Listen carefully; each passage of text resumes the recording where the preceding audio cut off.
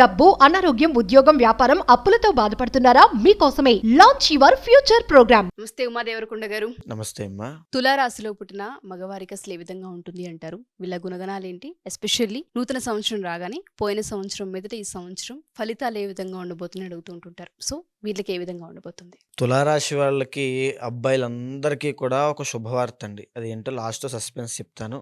ఎందుకంటే పాపం వాళ్ళు ఇప్పటిదాకా కష్టపడి పడి పడి ఒంటరి పోరాటం చేసి గుర్తింపు లేక ఒక సక్సెస్ లేక డబ్బులు నిలబడక ఎన్నో కష్టాలు పడ్డారు. ముఖ్యంగా మనం ఫస్ట్ నుంచి వస్తే కనుక తులారాశి వాళ్ళకి అంటే చిత్తా నక్షత్రం 3, 4, స్వాతి, విశాఖ నక్షత్రం 1, 2, 3 పాదాల దాకా ఈ యొక్క తులారాశిగా పరిగణించబడతారు. ఈ తులారాశి ముఖ్యంగా అధిపతి శుక్రుడు అవుతాడు కాబట్టి చాలా కళాత్మకంగా క్రియేటివ్గా ఆలోచించి ఏదో ఒకటి సాధించాలి అనేటువంటి కసి పట్టుదలతో పరిగెట్టేటువంటి వాళ్ళలో తులారాశి వాళ్ళు ఫస్ట్ ఉంటారు. ద ఒరిజినల్ సెకండ్ హౌస్ తులారాశి వాళ్ళకి వచ్చేసి వృశ్చికం అవుతుంది. సెకండ్ అండ్ సెవెంత్ లార్డ్ కుజుడు అవుతాడు కాబట్టి వీళ్ళ జీవితంలో మ్యారేజ్ అనేటువంటిది ఒక మలుపు తిరుగుతుంది. ఇది చాలా బల్లగుద్ది చెప్పొచ్చండి.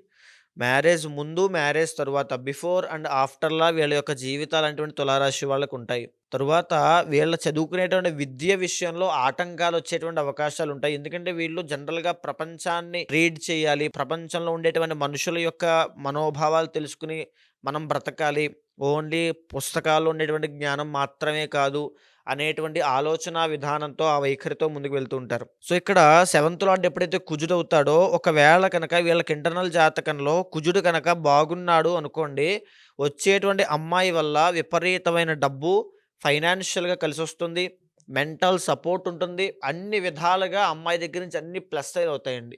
తులారాశి వాళ్ళకి అదృష్టం అని చెప్పాలి. పైగా ఇంకొకటి ఏమిటంటే లవ్ మ్యారేజ్ చేసుకోవడానికి ఎక్కువ అవకాశాలు ఉంటాయి తులారాశి వాళ్ళకి. సో లవ్ ప్రాబ్లంతో ఎవరు ఫేస్ చేస్తున్నా జనరల్గానే మీకు లవ్ అనేది ఫేవరబుల్గా ఉంటుంది. కానీ మీ ఇంటర్నల్ జాతకంలో ఏదైనా దోషం ఉన్నప్పుడు ఖచ్చితంగా దానికి సంబంధించిన ఇబ్బందులు ఈ రకంగా ఫేస్ చేస్తారు. కాబట్టి ఇంటర్నల్ జాతకంలో ఆ యోగం చూపించుకోండి. అయితే ఇక థర్డ్ అండ్ సిక్స్త్ లార్డ్ గురుడు అవుతాడు. ఈ యొక్క తులారాశి వాళ్ళకి బాగా గుర్తుపెట్టుకోండి ఉషా గారు, మిడ్ ఏజ్ దాటిన తర్వాత అంటే 40, 45, 50 ఆ ఏజ్ దాటిన తరువాత నుంచి హార్ట్ ప్రాబ్లమ్స్ వస్తాయి. ఖచ్చితంగా కొలెస్ట్రాల్ సంబంధించిన ఇబ్బందులు వస్తాయి, ఫ్యాటీ లివర్ సంబంధించి ఇబ్బంది పడతారు, డయాబెటీస్ వల్ల ఇబ్బంది పడతారు, కిడ్నీలో స్టోన్స్ వల్ల ఇబ్బంది పడతారు, గాల్ బ్లాడర్ స్టోన్స్ వల్ల ఇబ్బంది పడతారు, యూరినరీ ట్రాక్ ఇన్ఫెక్షన్స్ వస్తాయి. ఇవన్నీ కూడా మిడ్ ఏజ్ దాటిన తర్వాత వచ్చే అవకాశాలు చాలా ఎక్కువ ఉంటాయి. వీళ్ళు కౌమార దశలో అంటే ఇంచుమించుగా చెప్పాలంటే ఒక టీనేజ్ దాటిన తర్వాత ఈ లోపులో ఒక అమ్మాయి వల్ల చాలా ఇబ్బంది పడేటువంటి అవకాశాలు చాలా ఎక్కువ శాతం ఉంటాయి. సో చాలా జాగ్రత్తగా ఉండాలి. ఆడవాళ్ళ వల్ల ఇబ్బంది పడేటువంటి యోగం ఉంటుంది, ఖచ్చితంగా జాగ్రత్తగా ఉండాలి. అదేవిధంగా వీళ్ళకి విదేశీ యోగము చాలా అద్భుతంగా వర్తిస్తుందండి. విదేశాలకు వెళ్ళాలి అనేటువంటి ప్రయత్నం వీళ్ళు చేసినంత మాత్రం చేత వెంటనే వెళ్ళిపోతారు. అంటే ఇంటర్నల్ జాతకంలో కూడా యోగం ఖచ్చితంగా ఉండాల్సి వస్తుంది. కానీ డిఫాల్ట్గా తులారాశి వాళ్ళకి ఖచ్చితంగా ఆ యోగం అనేటువంటిది ఉంటుంది. అదేవిధంగా ద ఒరిజినల్ సెవెంత్ హౌస్ తులారాశి కాబట్టి తులారాశి వాళ్ళు చాలా అదృష్టవంతులు అని చెప్పాలి.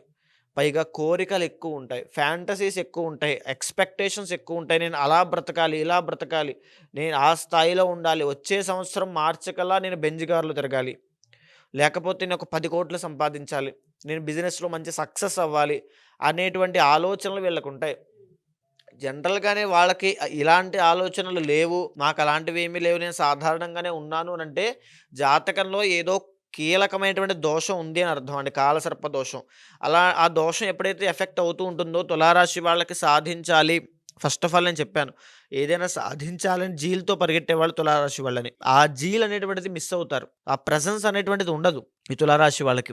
ఇకపోతే దశమ స్థానము తులారాశి వాళ్ళకి చంద్రుడు అవుతాడు కాబట్టి జనరల్గానే సర్వీస్ సెక్టార్లో వీళ్ళు రాణించగలిగే అవకాశాలు ఎక్కువ ఉంటాయి. ఐఏఎస్ చదివినా, ఐపీఎస్ చదివినా, లేకపోతే పొలిటీషియన్స్గా వెళ్ళినా, లేకపోతే ఒక ఆర్గనైజేషన్స్, లేకపోతే డైరీ ఫార్మ్స్, లేకపోతే పాల వ్యాపారములు, ద్రవ పదార్థములు, ఆక్వా బిజినెస్లు, చేపల చెరువులు, వ్యవసాయం, ఐస్ క్రీమ్ సంబంధించినటువంటి షాప్స్, ఫ్రాంచైజీలు, చాక్లెట్ బిజినెస్లు, హోటల్స్ అవ్వచ్చు, చిన్న చిన్న వ్యాపారాల దగ్గర నుంచి పెద్ద పెద్ద hotels, restaurants, bars, wine shops. బాగా గుర్తుపెట్టుకోండి, తులారాశి వాళ్ళకి చాలా అద్భుతంగా రాణిస్తాయి. షాపింగ్ మాల్స్, పెద్ద పెద్ద కాంప్లెక్స్లు, పెద్ద పెద్ద ఈ బార్స్ అండి. Wine shops, bars, restaurants, hotel అన్ని దాంట్లో ఉంటాయి. నోవోటెల్ ఎగ్జాంపుల్ మనం తీసుకున్నాం అనుకోండి. అలాంటి పెద్ద పెద్దవి వీళ్ళు కనుక చేయగలిగితే చాలా అద్భుతంగా రాణించగలుగుతారు. ఇంకా చెప్పాలంటే నర్సింగ్ అవ్వచ్చు. చంద్రుడు కాబట్టి వ్యవసాయదారుల కింద ఆర్గానిక్ పంటలు పండించేవాళ్ళు, కూరగాయల వ్యాపారం చేసేవాళ్ళు ఇవన్నీ కూడా వీళ్ళ వృత్తుల్లోకే వస్తాయి. వీళ్ళు ఆ వృత్తులు సెలెక్ట్ చేసుకుంటే చాలా అద్భుతంగా రాణిస్తారు. అయితే వీళ్ళకుండేటువంటి ఇంకో గొప్ప విషయం చెప్పనా అండి? భాగ్యస్థానం ఎప్పుడైతే రూల్డ్ బై మెర్క్యూరీ అవుతుందో వీళ్ళు 2, 3 రకాలుగా డబ్బు సంపాదించడానికి అవకాశాలు ఎక్కువుంటాయి. అంటే dual or multiple income sources ఉంటాయి. ఒక ఉద్యోగము, ఒక వ్యాపారము, ఒక ఇంటి రెంటలు, లేకపోతే ఒక వడ్డీ వ్యాపారము అంటే ఇక్కడ 4 వచ్చేయండి. ఇలాంటి చాలా తెలివితేటలు ఉన్నవాళ్ళు తులారాశి వాళ్ళు. వీళ్ళకి ఖచ్చితంగా ఆ యోగం ఉంటుంది. పెద్ద పెద్ద పలుకుబడినటువంటి వ్యక్తులతో పరిచయాలు ఏర్పడతాయి పొలిటికల్‌గా. ఆ రాజకీయ నాయకులతో, లేకపోతే పెద్దవాళ్ళతో, పరపతి ఉన్న వాళ్ళతో, పేరున్న వాళ్ళతో వాళ్ళ యొక్క పరిచయాల వల్ల, వాళ్ళ యొక్క సహకారం వల్ల జీవితంలో చాలా లబ్ధి పొందుతారు. ఒక కాంట్రాక్ట్‌లు అవ్వచ్చు, ఆర్థికమైనటువంటి సపోర్ట్ అవ్వచ్చు, మాట సహాయం అవ్వచ్చు, చాలా లబ్ధి పొందుతారు. వీళ్ళకి ఒక బ్యాక్ ఎండ్ సపోర్ట్ ఉంది అనంటే అది వెనకాల ఉండేటువంటి పై పై పెద్దవాళ్ళు అని చెప్పొచ్చండి. సో, ఇక్కడ మీ జాతకంలో 11th హౌస్ చాలా స్ట్రాంగ్‌గా ఉండాలి. 11th హౌస్ స్ట్రాంగ్‌గా ఉందంటే మీ ఫ్యామిలీ ఎమోషన్స్ చాలా బలంగా ఉంటాయి. లేకపోతే మీరు మీ ఫ్యామిలీని ఎంత బాగా చూసుకుంటారు, ఏ రేంజ్‌లో మీ ఫ్యామిలీ యొక్క పేరుని మీరు తీసుకెళ్ళగలుగుతారని తెలుస్తుంది. అండ్ 11th హౌస్ వీక్‌గా ఉంది అంటే కాస్త ఇబ్బంది పడతారని కూడా అర్థము. సో, ఇక్కడ ఎప్పుడైతే తులారాశి వాళ్ళకి ముఖ్యంగా అష్టమ స్థానం శుక్రుడు అవుతాడో జాగ్రత్తగా ఉండాల్సింది ఆడవాళ్ళ గురించి అని చెప్పాను కదండీ! అదే విధంగా తులారాశి వాళ్ళు కాస్త సెక్సువల్ ప్రాబ్లమ్స్ కూడా వచ్చే అవకాశాలుంటాయి. ఫెర్టిలిటీ ప్రాబ్లమ్స్, స్పెర్మ్ కౌంట్ సంబంధించినటువంటి ఇబ్బందులు, ఇంకా మగవాళ్ళకి సంబంధించిన ఇబ్బందులన్నీ కూడా ఈ తులారాశి వాళ్ళకి వచ్చే అవకాశాలు చాలా ఎక్కువ శాతం ఉంటాయి. ఆడవాళ్ళ వల్ల మోసపోయే అవకాశాలుంటాయి. అయితే ఇప్పుడు ఈ సంవత్సరం 2025 ఎలా ఉండబోతోంది? వృత్తి విషయాల్లో, వ్యాపారం విషయాల్లో ఆర్థికంగా కాస్త ఉపశమనం కలిగే అవకాశం ఉంటుంది. మేజర్‌గా ఒక విషయం చెప్తానండి మీ అందరికీ కూడా తులారాశి వాళ్ళకి. మే 15వ తారీఖు తరువాత ఒక గొప్ప స్థాయికి వెళ్ళబోతున్నారు. ఓకే. డబ్బు ఎలా వస్తుందో అదృష్టంలాగా ఒక రాజయోగం పట్టినట్టుగా డబ్బొచ్చి పడుతుంది. ఇప్పటిదాకా మీరు పోగొట్టుకున్న పరువు, మీ పేరు, మీ డబ్బు ప్రతీది కూడా మళ్ళీ మీ గౌరవము ప్రతీది కూడా తిరిగి మళ్ళీ వెనక్కి వస్తాయి. పునర్వైభవాన్ని మళ్ళీ చూడబోతున్నారు. ఆస్తులు కొనే అవకాశం ఉంది. వస్తువులు కొనే అవకాశం ఉంది. వాహనాలు కొనే అవకాశం ఉంది. గృహ నిర్మాణాలు చేసే అవకాశం ఉంది. పెళ్ళిళ్ళు చేసుకునే అవకాశం ఉంది. సంతానయోగం చేసుకునే అవకాశం ఉంది. ఇంట్లో శుభకార్యాలు చేసుకునే అవకాశం ఉంది. విందు వినోద కార్యక్రమాలకు వెళ్ళే అవకాశం ఉంది. ఆధ్యాత్మికంగా దాన ధర్మాలు చేసేటువంటి అవకాశం ఉంది. ఈ 9 అంశాలలో తులారాశి వాళ్ళు చాలా అద్భుతంగా రాణించగలుగుతున్నారు. మే దగ్గర నుంచి అక్టోబర్ దాకా 5 నెలలు. 5 నెలలు. ఈ అక్టోబర్ తరువాత నుంచి కూడా అద్భుతంగా ఉంటుంది. అది సెపరేట్ అండి. అది వృత్తిరీత్యా సెటిల్మెంట్ అవ్వలేదు. డబ్బు ఉంది కానీ ఇంకా పర్మనెంట్ అవ్వట్లేదు నా జాబ్ అనుకునే వాళ్ళకి ఈ యొక్క అక్టోబర్ నుంచి డిసెంబర్ లోపు సెటిల్మెంట్ అయిపోతుంది. ఓకే. అయితే ఎప్పుడైతే ఈ 2025 మే తరువాత నుంచి వీళ్ళకి ఆ రాజయోగం పట్టబోతోందో ఇంటర్నల్ జాతకంలో కూడా అతి బలాలు చూసుకోవాలి. అంటే పాజిటివ్, నెగెటివ్స్ కూడా చూసుకోవాలి. ప్రోస్ అండ్ కాన్స్ కూడా. ఖచ్చితంగా వాళ్ళకి ఇంటర్నల్ జాతకంలో బలం లేదు అనుకోండి, ఇప్పుడు పట్టేటువంటి రాజయోగం అంత ఎఫెక్టివ్‌గా పనిచేయకపోవచ్చు. మేబీ వాళ్ళు ఒక రూ. 10 సంపాదించేది రూపాయితోనే ఆగిపోవచ్చు. వాళ్ళ అప్పులు అంతలా తీరకపోవచ్చు. వాళ్ళు ఎప్పటిలాగే ఇంట్లో ఫోన్ చూసుకుంటూ అలాగే ఉండిపోవచ్చు.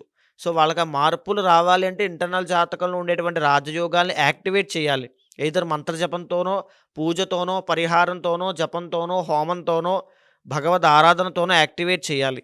సో, అలా యాక్టివేట్ చేయాలంటే ఇంటర్నల్ జాతకంలో ఏ దశ అంతర్దశలు నడుస్తున్నాయో చూసి గమనించి ఆ తర్వాత దానికి తగిన పరిహారం ఆచరిస్తే 2025 మొత్తం కూడా వృషభ రాశి తర్వాత అత్యధికంగా అత్యున్నత శిఖరానికి వెళ్ళేటువంటి స్థాయి తులారాశికి మాత్రమే ఉంది. సో, మే నుంచి అక్టోబర్ వరకు చాలా బాగుందని చెప్పొచ్చు. అన్ని విషయాల్లోనూ వీళ్ళకి కలిసొచ్చే అంశాలు చాలా ఎక్కువగా ఉన్నాయి. ఎక్కువగా సో, ఉన్నాయి. అంతర్గత జాతకాన్ని బట్టి వీళ్ళకు ఏ దోషాలున్నాయి, ఏ కలయికల వల్ల కలిసొచ్చే అంశాలున్నాయని మనం డీటెయిలింగ్‌గా చెప్పొచ్చు అంటారు. చెప్పొచ్చండి.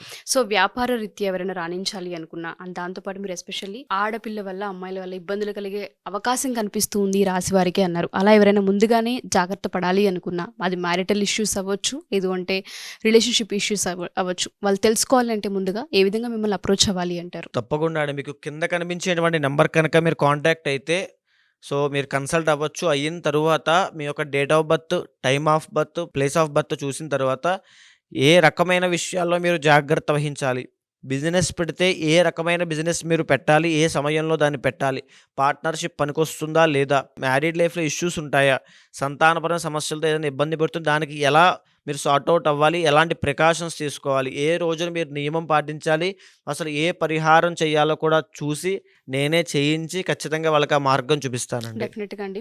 ఎవరైతే తులారాశి వారు మా ఈ వీడియో చూస్తూ ఉంటుంటారో 2025 మే నుంచి మీకు చాలా బాగుంటుంది అని చెప్తూ ఉన్నారు. సో మీ జాతక రీత్యా ఏ ఏ విషయాలలో కలిసి వచ్చే అవకాశాలు ఉంటూ ఉంటాయి, అండ్ దాంతోపాటు ఏ ఏ కలయికల వల్ల దోషాలు ఏర్పడుతూ ఉన్నాయన్న వాటిపైన మీరు అవగాహన తెచ్చుకోవాలి అనుకున్నా, లేదా పరిహారం చూపించుకోవాలి అనుకున్నా, జాతకం చూపించుకోవాలి అనుకున్నా, కింద స్క్రోల్ అవుతున్న కాంటాక్ట్ నెంబర్ని కాంటాక్ట్ చేయొచ్చు. థ్యాంక్ యూ ఉమా గారు. Thank you so much. Thank you అమ్మా.